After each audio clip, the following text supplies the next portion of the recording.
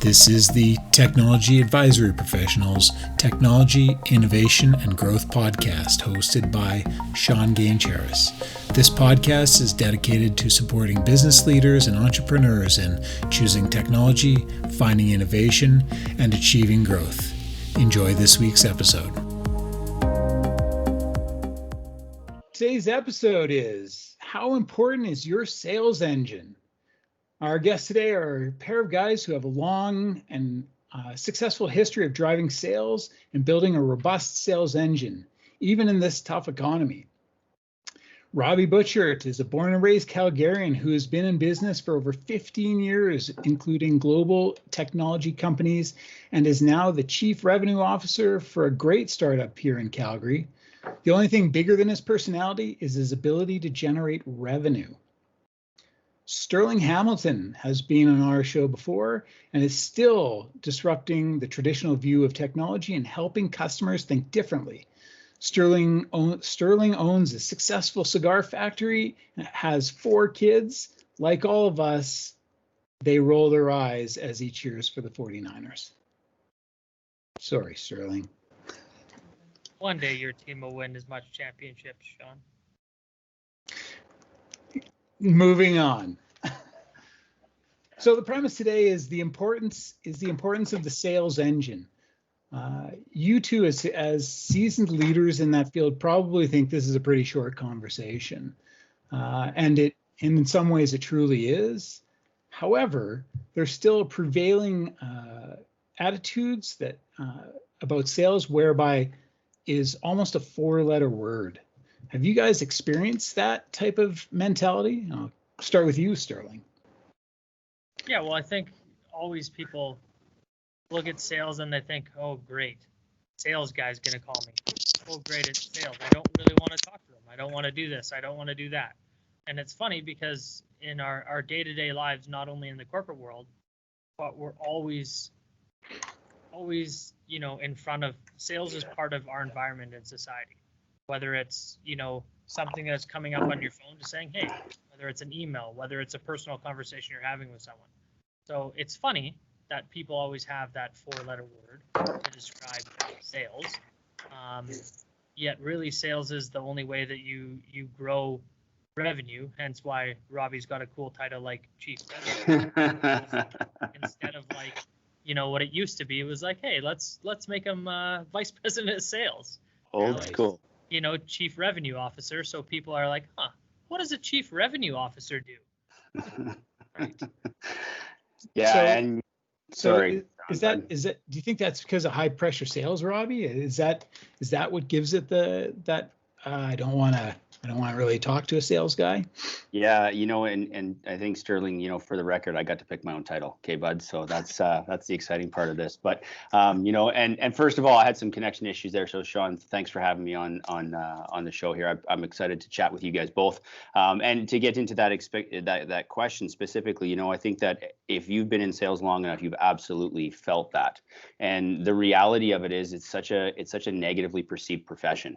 And it's, you think of the old used car sales guy. I know a lot of guys that actually sell used cars, and they're great individuals, right. But the media has perceived sales in such a way that's high pressure, it's pushy, it's you're getting something that you don't want, so it's really that negativity associated to it. You think back to some of those old commercials on TV where it's good deals on cell phones, and you have the guy standing in the middle of the mall, pushing something that, again, somebody doesn't want. So, ultimately that pushy feeling that people are left to feel is unfortunately what the perception of what sales looks like out there, and the true reality of it is it's far different from that perception. Right. Is your, based on where we're going with this conversation at this moment, is a salesman favorite? So as we know, in IT, for IT people, our favorite movie is generally always Office Space. If you're a salesperson, is your favorite movie Used Cars? That's a good question. If you haven't seen that movie, I encourage every salesperson to watch that movie. It is hilarious. Anyway, back on topic. So the sales engine, as you guys have said, is pretty critical, and there is a negative view on sales. So Can you think of a company that does sales really well that you would advise people to emulate? I'm assuming you're asking me that question, or you're going to go Sure. Sterling? I'll just throw it over. Sure. Well, maybe I'll start it off, Sterling. You can finish up on the backside there. I think any organization that you see in this day and age who's seeing growth and is seeing opportunity is a somewhat of a it can be associated with a strong sales group, and it's not just associated to a sales team. And there's many examples of that. You look at all the SaaS model organizations that are out there. You look at IT service companies that are out there. You look at product service companies out there. There's really not, I think, one overarching example, in my opinion, of one company that does it better than the most. If you think back to some of those older days where you had some of those product-based companies that were trying to drive more value into your client base, they would have that different focus on what you're trying to align with within an organization, pardon me. So you think of the IBMs and you think of the Xeroxes and the Ricos of the world back in the day, where they had to train their people differently to bring more value to the conversation. And out of that alignment, your sales team and your sales professional individually would have a better conversation, a more intelligent conversation at a different level than just pushing a product or pushing an agenda on what they want. So I think there's examples everywhere, and especially now there's a lot of smaller companies out there that are doing phenomenal things with, the people that just get it, so to categorize one individual organization, I don't know if it's really doable, in my opinion anyway. Sterling, I'll throw it over to you and see if you have different thoughts around it. I think the biggest thing for me is if we look at companies that are very large that we all know, you look at the Apples of the world, you look at Microsoft.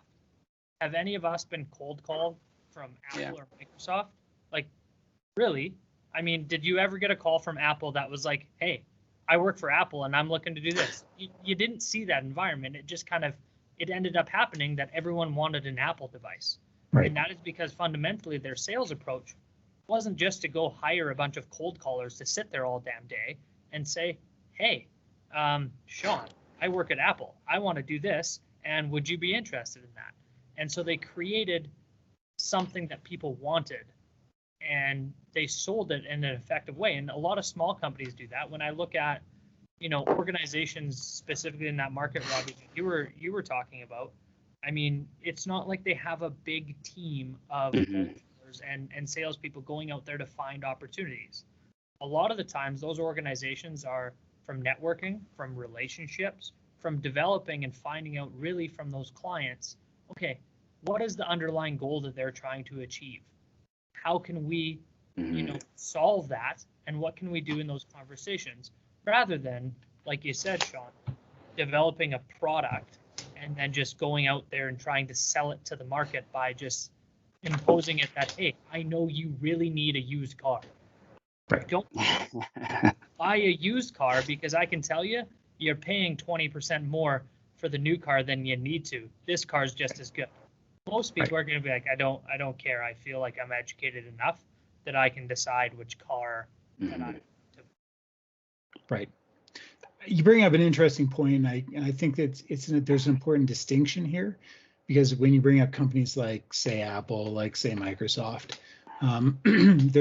their sales is tightly woven into their marketing and their, for instance, if we use Apple as an example, their sales engine is obviously strong, but without their tie into the Apple ecosystem and all the cool things their marketing is doing, I mean, I don't want to say that the Apple salespeople have an easy job, but I would say relative to other companies, they have a much easier job because the product somewhat sells itself in some markets. So I mean, that's an important distinction. But I think for most of the companies that work, I mean, those are Forbes top 10, right? Like Apple's a $1 trillion company. It was a $2 trillion company for a moment. But when we talk about the 99% of companies, they don't have that marketing, they don't have that background, so they kind of do have to default to. I think they have to default to the cold calling. But I guess that's the next question. People's view on sales is generally cold calling, and is cold calling, well, it's traditionally not very effective, but is it still something you need to do? I'll start with you, Sterling, because you have a definite view, it seems, on cold calling. I do think it is required, because at the end of the day, if you call 500 companies and one of the people answers and that turns into a sale, that's valuable. It depends on what your expectations are, but you can't have, someone that's 100% doing cold calling also be managing and developing those relationships and that thing, because the cycles aren't there. When it comes to cold calling, it's a volume game. It doesn't become more of a relationship and developing an understanding of what the clients need, because you don't have the time in the cycle to do that.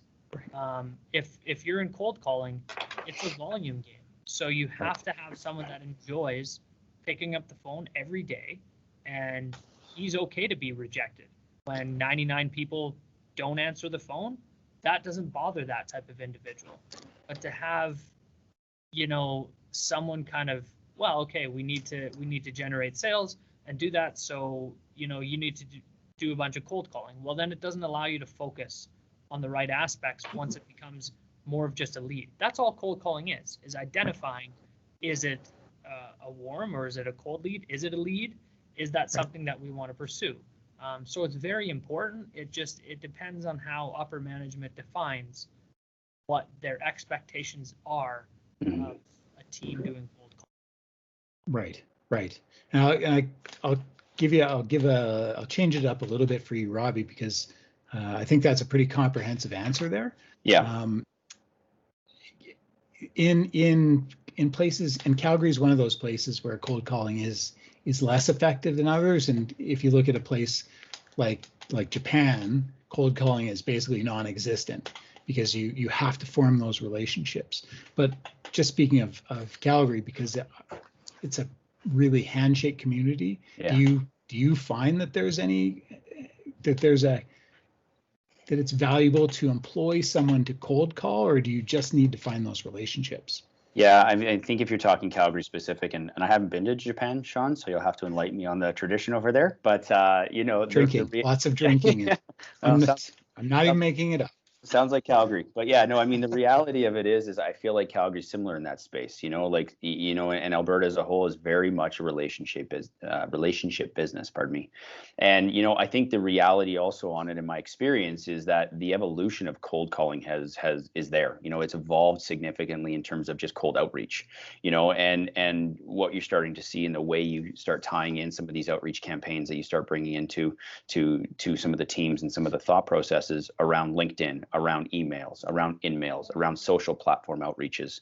There's so much more information now out there available on everybody. As we all know, nobody has privacy anymore. So if you want an outreach, I can Google Sterling if I want to reach out to it. So anybody that wants to reach out to Sterling, Google his name. See what you can find on Twitter, on Instagram, on Facebook. Tie in a, hey man, love your apartment or love your hair or whatever weird thing you want to throw out there to throw some sort of personalization into it to say, what, this individual is actually putting some time and effort into me. And it's not an automated system that is somebody's reaching out with, that we all feel like sometimes we are subject to, is just those automated campaigns of instantly reach out, want to sell you something. So it goes to that building of relationship and bringing value to the other side of why that individual should talk to me, right? So I definitely see that is something here in this space, and I think that can be extended into countrywide and as well as North American wide. We're getting outreaches into the U.S. as well now to try and grow some of our market share down there, and it's the same concept. Humans still have that basic need of feeling connection. And if you can tie that piece in and that personalization, and I feel like there's more reception there. You're still going to run into those people that don't want to have that conversation, but you're setting yourself up for the most amount of success on the cold outreach. Right. And I think, what you said, to elaborate a little bit on that, Robbie, I personally feel that cold calling almost falls under the marketing realm rather than the sales realm. Yeah. Right.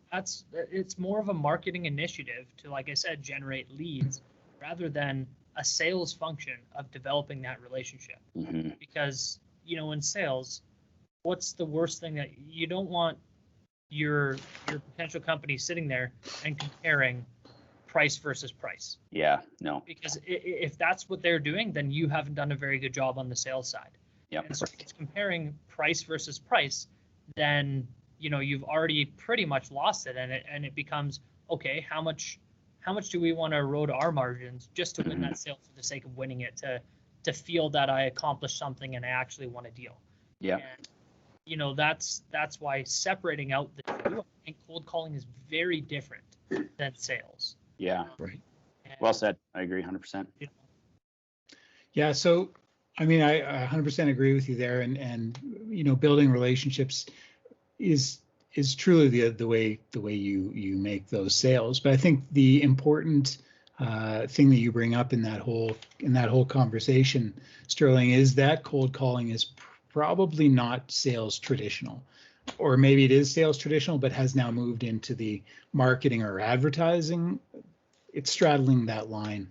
And I think it's important for companies, especially in Calgary at this time, to realize that you don't want to pay a premium for that type of outreach, and maybe you do want to pay a premium for the relationship building. But now that we're talking about that type of thing, we're in some pretty specialized circumstances now here in Calgary, I guess all over the world in the COVID. And I guess the question becomes, how difficult or how much has sales changed for you in this new climate? I'll start with Robbie, just to be fair. Yeah, thanks for being fair. I appreciate that. You're such a giver. I try. Yeah, I know. I can feel it. So, quite frankly, it's we've had to, for us in our organization and our experiences, we've had to evolve our organization significantly in order to adapt.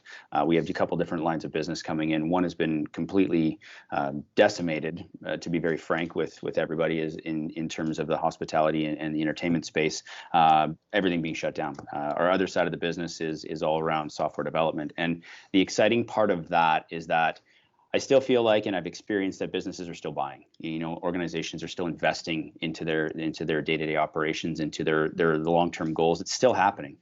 Business is still going on, but it's all around now value and relevance, right? Walking in the door and trying to pitch a product or pitch a service when you really don't understand what the organization that you're talking to is trying to accomplish, you're on deaf ears right away. Like, they're very aware of the spend right now. And I think that the experience that we have gone through has taught me is that, walking into that door and tying together the values of their organization, aligning to their goals, helping them, get past hurdles and challenges that they're dealing with on the day-to-day. And from our perspective, the technology that I feel like most organizations now, if they haven't, are no longer in business, unfortunately, but everybody is turning to technology. You have to adapt, you have to evolve, and you have to satisfy your different, your changing client buying patterns. You have to, now adapt to new ways of working with everybody being remote. Like all of this technology piece, if you're in that space, is going to align within their organization. Now, if you're selling into a different type of demographic, understanding what the goals of the business are and understanding where they want to go down that path, and aligning yourself into that same conversation will bring more relevance into the conversation. And they're not thinking of you now as trying to sell something, but trying to help their business survive and get into the next stages of this, whatever our new world looks like here in the next coming months. So that's what we've found, So, on the one side, we've been heavily impacted, and on the other, we're getting wins. And through a time like this, it speaks to the importance of not only the sales side of the business, but also the team that's pushing behind your sales efforts from the team, that sales team. So that's where, really that alignment comes in. And I'm sure this will be a conversation down the road here in our chat, but the team that is behind you, that pushes you through, and is what will ultimately drive that success. Right. So Sterling, noting that whole change in business and the way you approach things, is there some things you change in your approach now as with COVID's happening? Obviously, we're not having many face-to-face meetings, so creating that relationship is a little bit harder. As Robbie said, you can't just go and, or as you and Robbie both said, you can't just go and say, we'll sell you something, because people don't want to hear it. So does your approach change? I mean, it's an interesting question, because I would say my approach hasn't changed, but I think a lot of other people's approaches have had to change. I've always kind of looked at it from, okay, my goal in sales is to look my contacts like they're the best employees that company has. How do I achieve that? I align what their business challenges and goals are with the right technology. And I've always had that. And, you know, if you look back at kind of some areas within my career, have other salespeople outperformed me and done well? Yeah. But in these times, those are the types of people, those are the first ones that are let go. And I think, you know, flagship to that kind of mentality is when you look at it and you hear, well, you know, I just started a new job. And they're like, well, how did you get a job in this environment when, no, like all I'm hearing is people laid off? And it's, you know, I think those are the types of things. And so my sales fundamentals haven't changed because I've always looked at it that way. I would rather develop a strong relationship with the individual that could lead to much larger sales down the road than getting a quick win and being able to be like, hey, great, I needed to meet my quota, so I'm going to go and just push him to buy that when he doesn't. Right. And I think we're noticing that a lot more in the sales environment.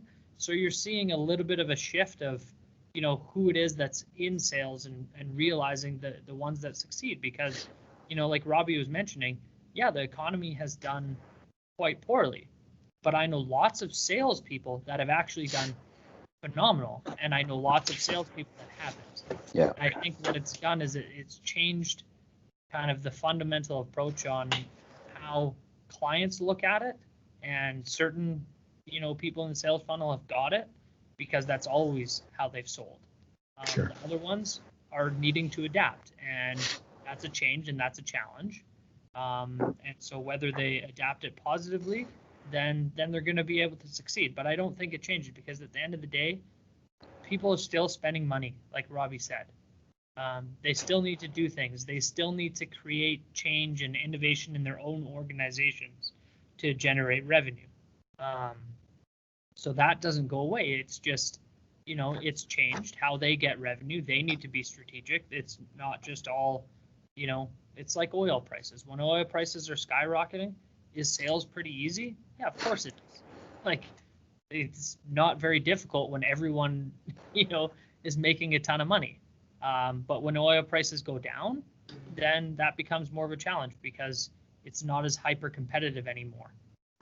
So the people that are looking at the fundamentals properly are the one that continue to do well, and the ones that think they can just make a bunch of money and go into sales because it's an up environment, those are the ones that you kind of see dwindle into non-existence. Right. So is it possible, and I'm going to kind of go off on a bit of a different tangent, is it possible for a company to be too sales focused?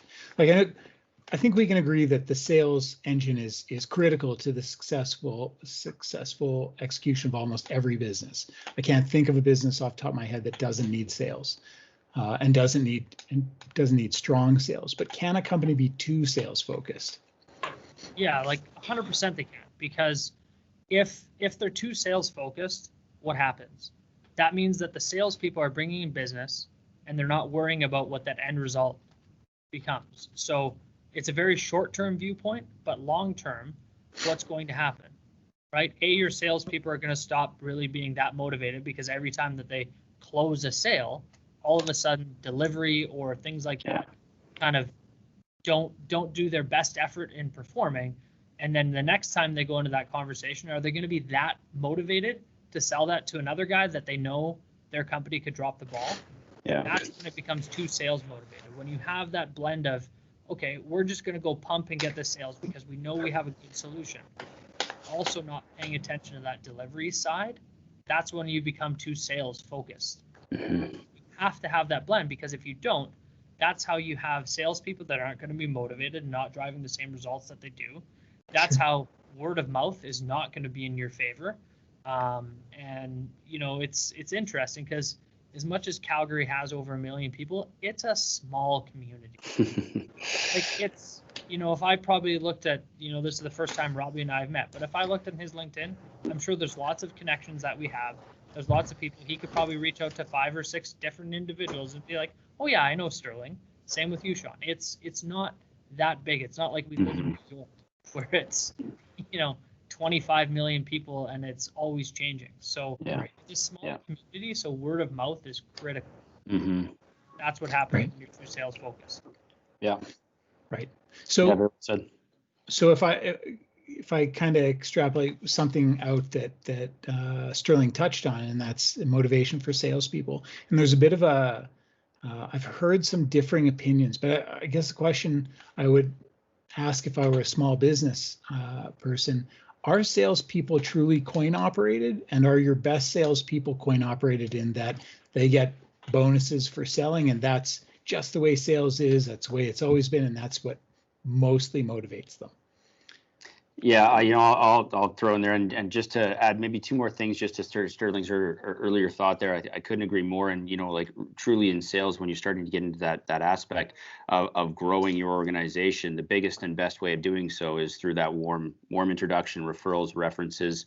If you get into the corporate world with the whole NPS, your Net Promoter Scores, those types of things, those are massive in terms of the organizational success. Now, talking through to that next question, realistically, I think in any, like, sales is a performance-based industry or profession, I should say. And most salespeople want to win, right? So with that, being down that path, winning, the financial piece of it absolutely is something that's there, and I think should be there. The reality of it is there's nothing wrong with that. However, that can be your only driver and your only motivator. There has to be a purpose over and above just making money. Sales is definitely a lucrative business to be in, but when you start coming down to it, that's the result of driving through your purpose, right? So finding your purpose as an individual and understanding what motivates, what drives you, and the like you said, the coin operation kind of follows as a result there. So from that perspective, you have to have that person that's a driver that wants to do well and to be successful and make good money. But over and above that, what's the purpose that they're trying to accomplish? Is it trying to help out clientele? Is it trying to make the world a safer place? Like, what's the purpose, right? And once you find that purpose, there's a deeper motivation that goes outside of just making money. So. And I think it also goes to how the company that hires the salespeople structures it. That creates the culture. So if the pay for the salespeople is very commission driven, then that's what you're going to get, because that's what individually benefits that person. But if you join an organization that, say, I go and I bring in 5 new clients, I'm not the only one that gets a commission on that. It's kind of like a revenue share, and other people are benefiting within the organization. That creates a whole different mentality, because it's not just you that's benefiting. And then the people within your company aren't sitting there and being like, oh yeah, of course, here's Sterling, he's making all the money and I still have the same salary. Right.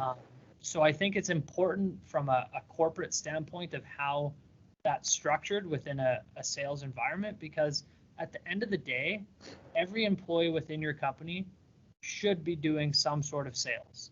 Right. And it comes down to that word of mouth, to that networking, to that thing. If one of your developers, has a relationship with so-and-so, and they know to be like, hey, next time I'm going to see that person, I'll ask them a question. That could be valuable sales. That's super valuable to the organization, rather than be like, oh, that's up to sales, I'll leave that up to them. Giving them those kind of skill sets to say that, hey, everyone is really always selling, because at the end of the day, that benefits them. That's how they're going to get raises within the organization. That's how they're going to grow their career in that path. So separating out sales from the rest of the company is typically a bad strategy, and creates that environment where, yeah, okay, all the sales guy worries about is earning commission, and that's when he becomes a used car salesman. Yep. Because at the end of the day, I could care less if Sean needs a used car. I just want to sell Sean a used car because that benefits me. So. Right. Absolutely. Is there a we'll kind of go quick, because I want to give you guys both a minute to tell us about what you're doing right now. But is there a model for salespeople that, forget that. Let's go back. Are there any early indicators that maybe your sales funnel is off track? And on top of that, I'd just like your own view on how long a general sales cycle is for your customers. just so small businesses get an idea for what that cycle should look like. And we'll start with Robbie. Sure. So I'll just touch on the whole timeline piece there. I think from that perspective, that's a very broad and generalized question. So when you're starting to get into the whole understanding of what it means to every different individual, the organization that's out there, it's going to vary. Obviously, there's so many different factors that come into effect. Obviously, right? So when we start talking that through, you start understanding the client situation. How does that evolve? How does it change? We've all experienced the oil crashes here in Calgary and Alberta as a whole, and you start getting into this craziness with the global pandemic and everything along those lines. So the evolution of the organization and you're talking to changes, and you have to be able to adapt to that. And in that changes, budgetary changes. It comes down to those types of things that really impact what that whole process looks like. The way they value the product or service that you're selling, where does it fit within their criteria, and the alignment, like Sterling mentioned a number of times. Valid point. Alignment throughout these conversations with your client is key, right? So there's examples where I've gone through a couple of different organizations and 4 to 5 years worth of a timeline to earn a piece of business from a client, right? Because there's so many factors that change. So that's obviously a very long example, but in our space, that range is anywhere from 30 to 60 days right now, with some of the longer ones into, we've proposed things from 2 years ago. We had a client reach out to us yesterday saying, hey, we're interested in this now, so from that perspective, I don't think there's one specific area from my side that really can say it's this definitive timeline. But it's that, tying into what Sterling also said earlier about the relationship piece. It's such a key factor. And if it doesn't make sense at the time to continue to build the relationship, grab a beverage, go have lunch, get around to golfing and do your typical sales stuff. But that typical sales stuff is growing and building that relationship so that you earn their trust, and the way I like to think of it is I like my clients, and good and or bad, there's two frames of thought here, but I like to think of them as, these are my friends. How would I treat my friends? Do I only want to talk to them? Want to sell them something? No, I want to learn about their families. I want to learn about their kids. I want to learn about their spouses. I want to learn where they're going on holidays. Like, build a relationship. Like that's so key. And I think a lot of people miss that because they're looking short-sighted. So I'm sorry, I went on a little tangent here, Sean. Okay. But, you got me going here, man. It's just, it's a train. It's okay. Passionate about sales. That's true. And that's critical. Yeah. So I forget your other question, but Sterling, you give her, brother. Why don't, for the podcast, why don't you repeat the other question, Sean, and then. Oh, sure. So the reality is, are there any indicators that your sales cycle is kind of going off the rails? Like, are there things that, as your salespeople are, if you're managing your salespeople, you can look at it and say, yeah, things are not right here. I think the biggest thing that we all have to realize in sales is you're not going to have 100% retainment of all of your clients. Sure. You are, whether it's within your control or not. Some of them are going to be bought. Some of them are going to go out of business. Things are going to happen. And so if you're sitting there and you don't have what we call in sales, obviously, is a funnel, right? Yep. That has X amount of revenue, that's always rotating, because like Robbie said, the sales cycle, in my industry, if it's a net new, it's probably going to take at least three months to 9 months to transition a client to an MSP provider. Right. It's not going to be a quick, unless really your competitors screwed up and then you're excited because the client's contacting you, and they're reaching out to you. So when you look at it, you have to look at it from, okay, if we were to lose, let's say, 20% of our revenue on a 3-year cycle based upon just that's how business is. We have to make sure that our funnel has enough to be bringing in that net new business, so we don't start reducing the amount of revenue that we have. We should always be growing. And so if you see that those numbers, for example, is, okay, we're assuming as a business, we're going to lose 20% of our clients over the next 5 years. And we don't have enough of that in my sales funnel. That's how I know my sales guys aren't driving the business of bringing enough in. And if one thing goes wrong, then we're going to be the ones sitting there in the boardroom and figuring out, okay, what do we need to do as an organization? Because that kind of, caught us off guard. So you need to have those multipliers in of, okay, we're not going to keep every single client. statistically, we know that we win, 10% of the opportunities that we're quoting. So that means that we need to have this much in our funnel at all times. Right. And if you don't, then as soon as that funnel size starts to dwindle, that's when you need to be worried, because you're like, okay, I've only got, 50% of what my funnel should have. That shows me that I need to talk to my sales team and see why that is. Why is it that our funnel size is reducing? Sure.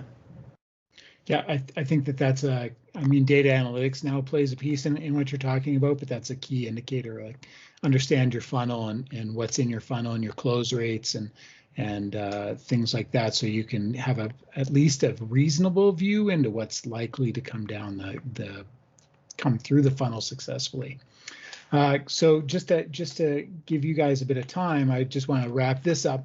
As far as our conversation goes, I think the fair conclusion here is that sales is not necessarily cold calling. I think cold calling straddles the line of sales and marketing. Relationships are king. If you don't make and build relationships, I think you're starting from behind. At least that's what we say. I think we've said, and the sales funnel and understanding your sales funnel is absolutely critical, and that's it in a nutshell. But it's a very broad field, so I feel a little bit apprehensive summing it up so quickly. But I do want to give you each a minute or so just to talk about what you're doing, and we'll start with Launch Code, Robbie. It's a cool startup here.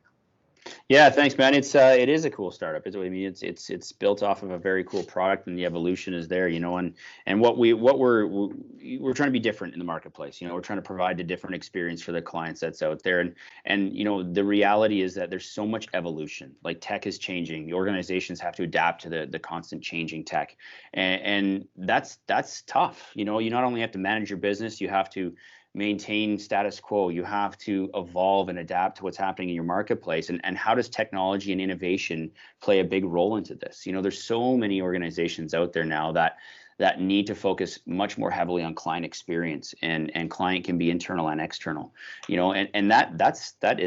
it's a hard task to ask. So, what we've found is that, technology and innovation can play a massive role in organizations, not only, creating a benchmark, but also leapfrogging their competition. And that's where we come in, and we've had some great successes in, building multiple different types of technology, whether it's, 3D rendering tools, whether it's basic mobile apps, whether it's data warehousing and analytics. We start getting into AI-driven scheduling tools and all types of really exciting, innovative technologies to help these organizations evolve their business. But what it comes down to is that full solution-based mindset. Having front-end expertise, having back-end expertise. And we do things a little bit differently because we actually build hardware here as well. So not only software and hardware, but now we have this solution that we've created, and then managing it long term in a post-production world where clients now have a great piece of technology that's going to do amazing things for the business. But who's going to support that? What does that model look like? And that's been a bit of a gap in what we've found. So we do that quite well here, and that's the exciting stuff of servicing after the fact, and that's something that we didn't touch on a whole lot today, but that's such a vitally important part of sales. And I use that term loosely. How do you service your client? It's so massive, and that's what creates repeat business. It's what creates trust. It's what creates referrals. It is the catalyst to move your organization forward by servicing your partners and your clients the right way. So we take a lot of pride in that post-production support world, and we've seen some just amazing wins because of that mindset and those differentiators. So very excited to kind of keep things moving forward. And Sterling, we'll have to chat after about a partnership. I hear you do that. And to be honest with you, you probably talked your way into a different podcast around maintaining your customer base, because I think, as you said, that's a critical piece of this whole thing. Sure. Some people just assume we have a customer, we'll keep them forever. Yeah. Anyway, no. Happy to be part of that. Sterling, what's going on? What's new with Direct Tech? Yeah, so it's interesting because your conversation, that's exactly what I do at Direct Tech. I mean, my goal here is to take care of our existing accounts and find out, what is happening in the technology space and how can our clients benefit from that, instead of IT becoming just a cost to the organization to run it. How can we tie in, okay, what are your business needs to what are the technologies that are out there and what's the best way to do that? And what we do here is we're picky on both ends. We won't just go and pick up a client that doesn't have an interest of kind of moving things forward or going to a cloud platform on Azure. They just want to 100% stick things to on-prem. Okay, that's great if the client wants to do that, but that might not work for direct tech. So we're not just taking in whatever business that we want. The biggest thing for us is we're a managed services provider. Our job is to provide you a service. And in order for us to provide that service the best way, we have to align that with what our organization does and what we're effective at. And that's why partnerships are key. So we look at things from a holistic viewpoint of, okay, what are our strong points and what are, the things that we can't do? Well, I'm not going to sit there and try and develop all of that stuff and bring in a bunch of developers to develop. I'm going to look at someone like Robbie and be like, hey, I just had this meeting. I came from an executive meeting with the client. This is what we were working on, and this is what came up. Is that something that you guys can help? I don't need to make money off of introducing Robbie to that client. I will make money by, helping that client, because in turn, that client's going to have business relevance in their organization that turns them into more profitability or whatever their goal is, and they're going to continue to grow. My revenue is going to continue to grow. So it's really, direct tech, that's the goal, is take care of our existing accounts, go and find out how can we help them, what can we use in technology before, we start going out there and finding more companies that come. Obviously, the big point for us is we did a good job of differentiating business development with net new and taking care of our accounts. And that's kind of my role, is to take care of our existing accounts, find out how we can benefit from them, because that's also how we learn and grow, our capabilities. So Great. Well, it's been great having you guys on. Sterling, you'll have to bring a cigar for each of us. That's the way it is.